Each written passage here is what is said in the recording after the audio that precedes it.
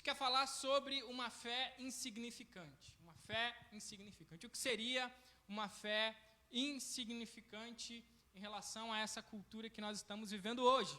Então, abre aí Tiago, capítulo 2, versículo 14. Diz assim o texto. Nós vamos ler até o versículo 17, que diz da seguinte forma: De que adianta, meus irmãos, alguém dizer que tem fé se não tem obras? Acaso a fé pode salvá-lo? Se um irmão ou irmã estiver necessitando de roupas e do alimento de cada dia, e um de vocês lhe disser, vá em paz, aqueça-se e alimenta-se, até satisfazer-se, sem porém lhe dar nada, do que adianta isso? Assim também a fé por si só, se não for acompanhada de obras, está morta. É esse o texto que nós queremos compartilhar hoje. O título dessa mensagem se chama Uma Fé Insignificante. O que é uma fé insignificante? O que a nossa cultura diz a respeito de fé? Alguns dizem, e alguns conceitos que as pessoas têm de fé por aí, é que fé é acreditar em algo futuro, né? E se você tiver fé, se você acreditar muito naquilo, se você, com todas as suas forças, crer em alguma coisa, aquilo vai acontecer. Se você tiver um pensamento positivo, você de fato acreditar naquilo no futuro, ele vai acontecer.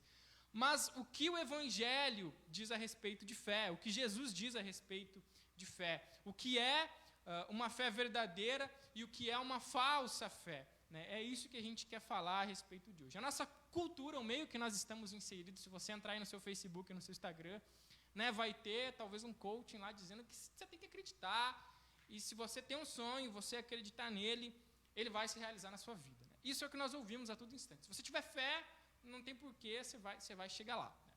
Então, a gente quer fazer esse paralelo do que nós ouvimos a respeito de fé. Fé é acreditar, fé é ter um pensamento positivo. O que é fé? O que a Bíblia diz sobre fé? E a gente quer pegar esse texto de Tiago e a gente quer viajar um pouco nele. Por isso eu quero orar com vocês hoje, para que Deus esteja nos iluminando nossas mentes também nesse momento. Senhor, obrigado pela tua presença, obrigado pelo teu amor, obrigado também pelo teu cuidado. O Senhor tem cuidado de nós a cada instante e a cada momento. O Senhor tem derramado sua graça e sua misericórdia, apesar dos nossos pecados. Por isso, muito obrigado pelo seu amor, obrigado pelo seu cuidado conosco, obrigado porque dia após dia tu tens derramado o seu infinito amor sobre nós. E que nesse momento o teu Santo Espírito venha estar tocando nossos corações e que venhamos entender e compreender a tua palavra, em nome de Jesus, que oramos, Senhor. Amém. Uma fé insignificante. E olhando para esse texto de Tiago, é um texto muito famoso, né? Que é o famoso texto da fé, de fé e obras, né? Esse é um texto muito polêmico a respeito do que Tiago falou, que é esse texto, em relação ao que Paulo vai escrever nas cartas deles, e a gente quer viajar um pouco nisso. Então, gente, o que é fé? O que nós podemos definir como fé? Vamos pegar ali no versículo 14, que ele começa dizendo, de que adianta, meus irmãos, alguém dizer que tem fé se não tem obras? Acaso a fé pode salvá-lo? Então, o nosso primeiro ponto de hoje é o que é fé. O que é essa fé?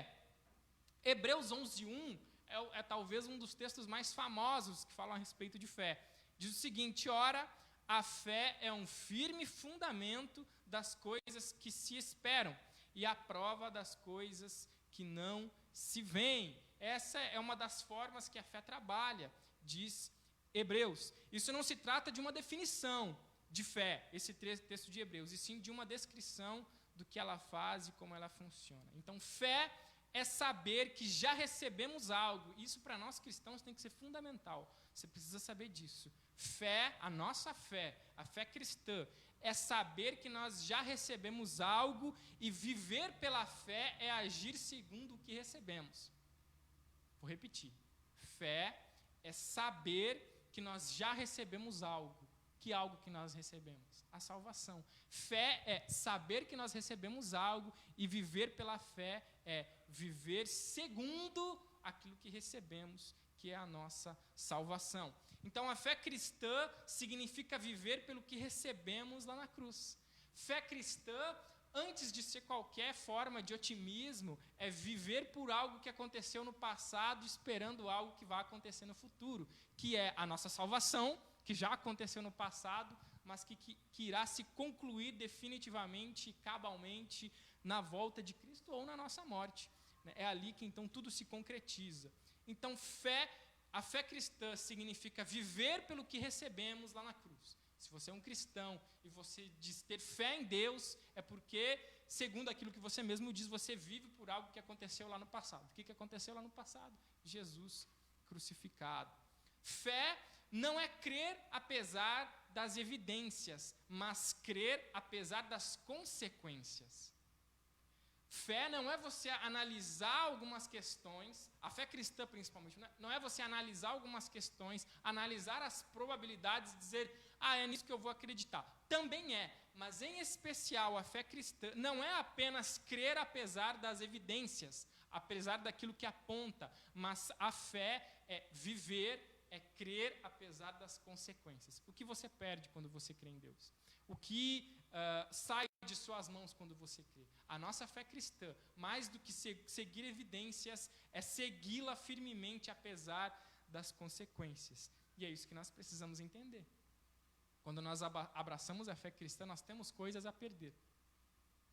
Nós ganhamos a salvação, nós aproximamos-nos de Deus, mas nós temos algo terrenos a perder. Então, fé, antes de tudo, é crer, é se firmar, apesar das consequências. Quais são as consequências da sua fé? Você já perdeu algo? Você já deixou de ter algo por causa da fé? Você já deixou de experimentar algo por causa da sua fé? Quais são as consequências daquilo que você diz acreditar? O que custou para você crer em Jesus Cristo? O que te custa ou o que irá te custar? Já parou para pensar nisso? Essa é a fé cristã. Não é crer apesar das evidências, mas crer apesar das consequências. A fé não é um sentimento vago que você tem no seu coração, que é produzido dentro de você. Antes, é a certeza de que a palavra de Deus é verdadeira. É você olhar para a palavra de Deus e ter a certeza de que isso que está escrito aqui é exatamente aquilo que Deus disse e é exatamente aquilo que Deus tem e quer para nós. E segui-lo fielmente. Ou abraçar a palavra de Deus de tal forma que você queira viver. E aqui que está uma grande questão. Querer viver de acordo com a palavra de Deus. Evidentemente, nós iremos cometer erro. Eu cometo erros, você cometerá erros e comete erros, mas o meu desejo é viver de acordo com a palavra de Deus. E a palavra de Deus é a minha e deve ser a nossa régua. O que é essa régua? Você tem um padrão, e quando você começa a se entortar, a palavra de Deus continua reta, e ela é a sua régua. Aí você consegue perceber, olhando para a palavra de Deus, que é essa régua retinha, você diz, opa, eu estou me afastando, eu estou me entortando, eu preciso me alinhar ao quê? Me alinhar à palavra, não a palavra se alinhar a nós, mas nós nos alinhamos, ela é o nosso padrão de reto. É igual você fazer um risco com a sua mão, você faz um risco, está mais ou menos reto. Cara, você colocou uma régua no lado e fez um risco com a régua, você viu perfeitamente como sua mão é torta. Mas ela é o nosso padrão. Ela nos mostra, muitas vezes, o nosso erro, mas também nos aponta o caminho certo a seguir. Então, fé é olhar para a palavra de Deus e crer que essa é a vontade de Deus para a nossa vida e que ela é verdadeira. Então, fé não é um otimismo cego ou um sentimento de força. Figs, né? Você já fez figs. Sabe? Aquela, tomara que dê errado, catiça, macumba. Não é. Isso não é fé. Não é, se você pensar, se você aumentar o seu ki, né, se você virar um super saiyajin, aí, não, cara, fé não é isso.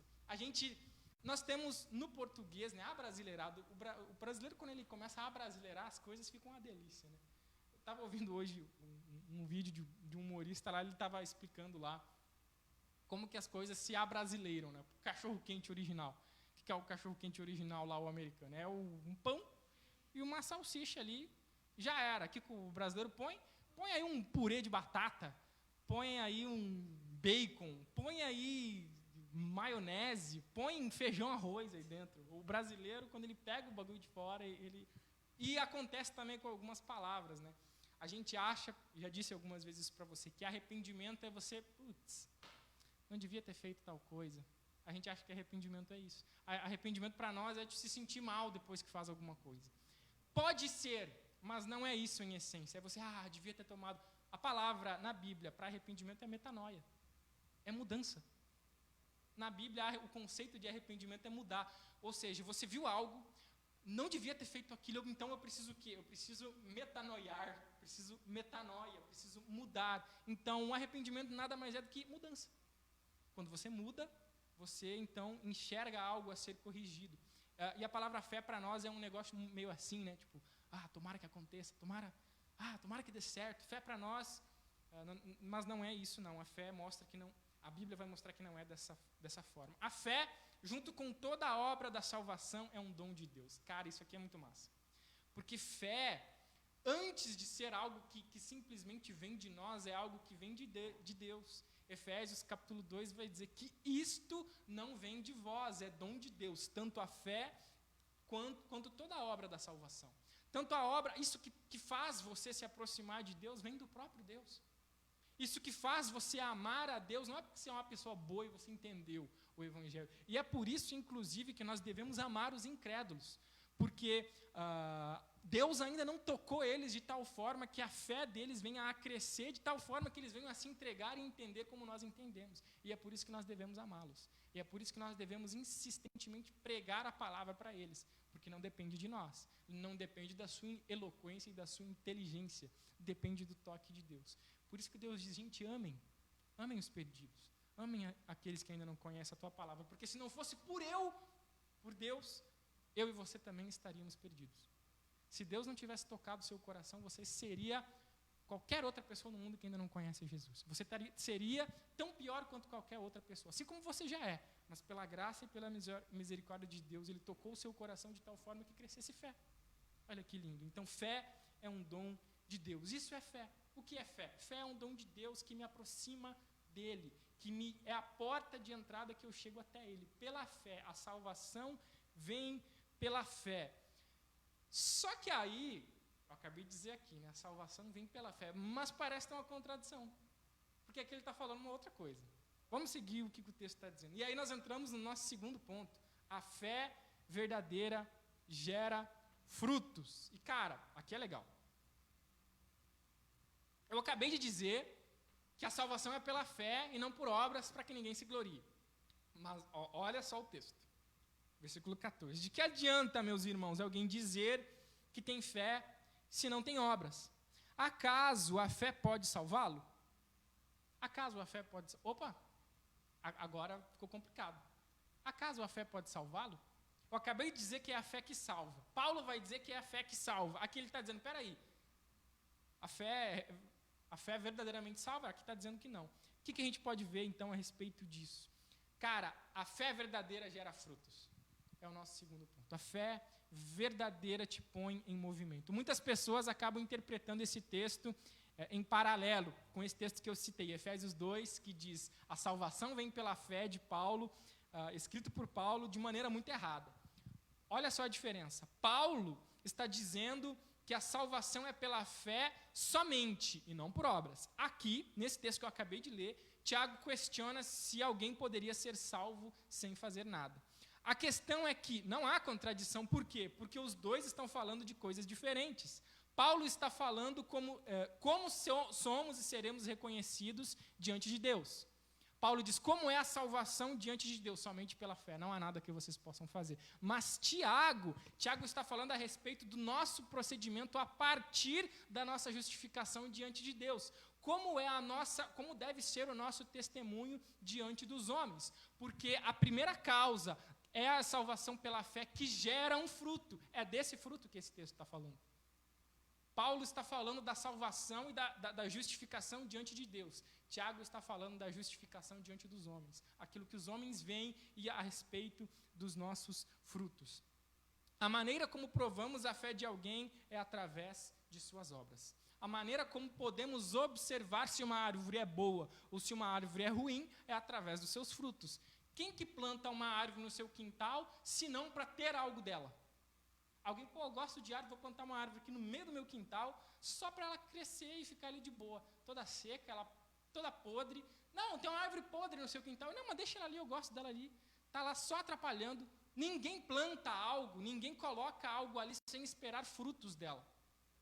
Então, uma árvore boa é uma árvore que produz algum tipo de fruta, nem que seja uma mera sombra, nem que seja aquelas folhas largas, nem que seja um frutinho docinho lá, sei lá, mas algo, nem que seja para amarrar uma rede.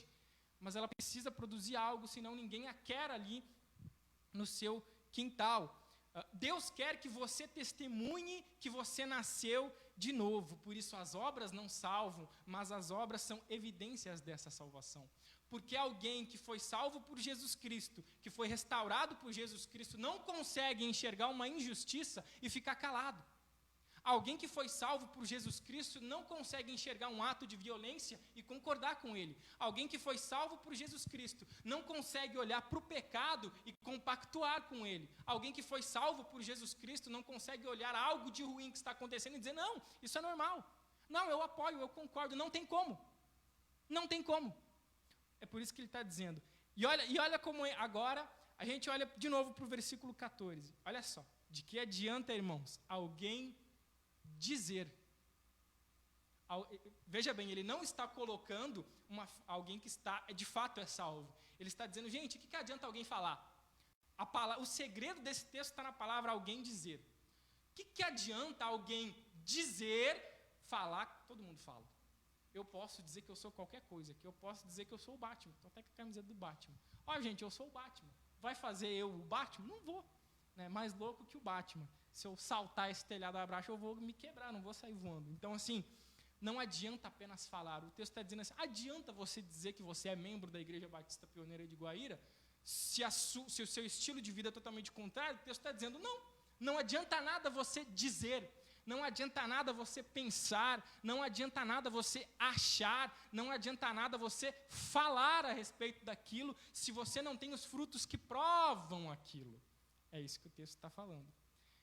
É bom se ater se alguém dizer que tem fé, falar que você tem algo não prova que de fato você tem. Por isso que ele diz aqui, que adianta, irmãos, alguém falar que tem fé, se não tem obras? Acaso a fé pode salvá-lo? Que fé? Essa aqui que ele está falando, essa fé que ele diz ter, está salvando ele? Essa fé pode salvá-lo? Não. Se um irmão ou irmã estiver necessitado de roupa e de alimento, alimento de cada dia, e um de vocês, imagina essa cena, alguém que você sabe que está passando fome, entra aqui e diz, gente, eu estou passando por um abaixo, você diz, pô, beleza, Deus te abençoe. Uai, gente, que tipo de fé é essa? Alguém, pô, estou passando por uma crise difícil, cara, e diz, pô, valeu, então, abração, aí fica bem, fica suave, vou orar por ti. Vou orar por ti, estou orando por ti. Não é, cara, não é essa fé que nós cremos, não é nisso que nós acreditamos. Por isso, a fé verdadeira gera frutos. É fatal, é consequência. O próprio Jesus, quando ele vê aquela figueira, quando ele chega até aquela figueira e não encontra fruto, ele amaldiçoa aquela figueira. Nós conhecemos os homens e as mulheres, nós conhecemos as pessoas pelos seus frutos, o que você tem produzido. Que nós temos produzido, que tipo de fé você diz ter? Você acredita em Deus? Essa é a grande questão, né? Na nossa mente é assim, se você acredita em Deus, você está garantido no céu, e se você é ateu, você vai para o inferno. É isso que nós dizemos. Assim. Não, o importante é acreditar. O que é acreditar? É pensar positivamente. Não, a fé verdadeira nos faz mover. A fé verdadeira faz nós levantarmos a bundinha do nosso sofá, da nossa cadeira, do nosso banco, que nós fazemos algo. Por quê? Porque nós sabemos que aquilo é o certo. E porque há algo dentro de nós que é verdade, que é a nossa fé. E se a palavra de Deus é a verdade, e se eu creio que ela é a palavra de Deus, quando eu bato meu olho nela e diz assim, cara, não peca. Quando eu bato os meus olhos nela e diz assim, ajude, ame, compreenda. Eu preciso entender que isso é verdade para mim. Por isso a gente pode até dizer, nós acreditamos na parte da Bíblia que nós praticamos. Essa aqui é a real. Você não acredita na parte da Bíblia. É muito fácil dizer a Bíblia é a palavra de Deus. Eu falo isso todo final de semana aqui. Faço todos os dias. A Bíblia é a palavra de Deus. Tá, mas o que muda? Acaso esse seu saber te salva? Acaso esse teu conhecimento salva você? O que esse conhecimento a respeito da palavra de Deus gera em você? A Bíblia vai dizer que essa fé não nos salva. Não nos salva. É por isso que nós queremos ir para o nosso terceiro e último ponto. A fé que faz a diferença. O que é fé? A fé verdadeira gera frutos e a fé que faz diferença. Vamos ler o texto todo agora de novo, a partir do versículo 15. Se um irmão ou irmã estiver necessitando de roupas e de alimento de cada dia, e um de vocês lhe disser, vá em paz, aqueça-se e alimente-se até satisfazer-se, sem, porém, lhe dar nada, de que adianta isso? Assim também a fé por si só, se não for acompanhada de obras, está morta. A fé que não produz nada. Essa fé que não te move, ela é uma fé morta. Ela é essa falsa fé de alguém que diz ter ou diz ser algo. Por isso, qual é a fé que faz a diferença? Que tipo de fruto ou que tipo de obra você tem demonstrado aos que estão ao seu redor? O que as pessoas, se você abrisse assim uma caixa da verdade, igual aquelas que a gente tinha antigamente, a caixinha da verdade, e cara, o que as pessoas diriam a respeito de você? Essa aqui, sabe, sem crivo assim, daquilo que, você é bondoso comigo. Pensa aí, o que as pessoas que estão ao seu redor veem em você? Elas veem em você uma pessoa estúpida, ou uma pessoa chata, ou uma pessoa mentirosa, ou uma pessoa falsa, não sei. Tem pessoas que, cara, talvez a gente olhe e a gente questiona. Mas você, julgando você, que tipo de fruto você tem mostrado para as pessoas que estão ao seu redor? É necessário entender que aquele que diz ser um cristão também deve andar como ele andou. E, cara, e é por isso que a gente tem tanto problema na igreja brasileira. Olha, cara, quantos problemas. Olha quantas pessoas... E eu não estou fazendo um apelo aqui, não, você precisa ser perfeito, porque, não, se você cometer um erro, você está excluído, você está fora. Não é disso que eu estou falando. Estou dizendo que dentro da nossa igreja, as nossas igrejas estão cheias, estão às vezes lotadas de pessoas que estão vazias. Nós somos, sei lá, 40 milhões de evangélicos no Brasil, com reflexo disso, nós somos um dos países mais corruptos do mundo. Que fé! Que igreja é essa que está no Brasil? Cara, com 40, sei lá, eu acho que são 30 ou 40 milhões de julgados evangélicos. Rapaz, com 40 milhões a gente devia estar arrebentando, cara. A gente devia ser uma referência mundial. Se você olhar para os grandes avivamentos que já existiram, uma pessoa com uma fé verdadeira transformava uma cidade inteira. Uma pessoa. Por uma pregação, se nós lemos no Novo Testamento, 5.000 se convertiam. Por uma pessoa. Que fé? Que fé é essa que nós estamos vivendo? Por isso, é necessário entender que aquele que diz ser um cristão deve viver como de fato ele viveu e como ele andou. O que você tem mostrado aos seus amigos? O que você tem mostrado aos seus pais? O que você tem mostrado quando você sai desse ambiente religioso? Porque, cara, aqui em cima, com todos vocês me vendo, o pessoal de casa me vendo, eu sou um santo. Só falta a auréola aqui em cima, e rapaz, eu saio dessa porta, Jesus só não me levou porque, sei lá porque ele não me levou. Mas entende? Aqui, cara, é barbada para mim. Aqui é muito fácil, mas quando a gente sai desse ambiente religioso, quem nós somos? Quem nós somos quando nós saímos daqui para fora? Se a sua fé não muda o seu jeito de se relacionar com as pessoas, a sua fé é falsa. Se a sua fé está relacionada a crendice, está relacionada a acreditar em algo, a sua fé é falsa. Se a sua fé, se aquilo que aqui diz no começo do texto, a fé que você diz ter, não muda o seu relacionamento com o próximo, é muito provável que você tenha uma fé falsa. É muito provável que você está mentindo para você mesmo. Então tome muito cuidado. A sua fé precisa transformar o jeito que você se relaciona. Ou pelo menos você precisa admitir que diz, eu sou um pecador, eu ainda não consegui abandonar os meus pecados, Deus sabe, e eu estou lutando contra isso, mas eu vou chegar lá. Você, no mínimo, precisa reconhecer. No mínimo, precisa engolir o seu próprio orgulho, o nosso orgulho. A fé autêntica e verdadeira não pode ser escondida ou ocultada. Uma fé que é verdadeira, não tem como esconder uma fé verdadeira. Ela cresce e se desenvolve como uma grande árvore em um jardim. Pode ser vista de longe e serve de abrigo para muitos. Uma fé verdadeira não fica escondida, porque quem tem uma fé verdadeira é aquela pessoa que não se segura.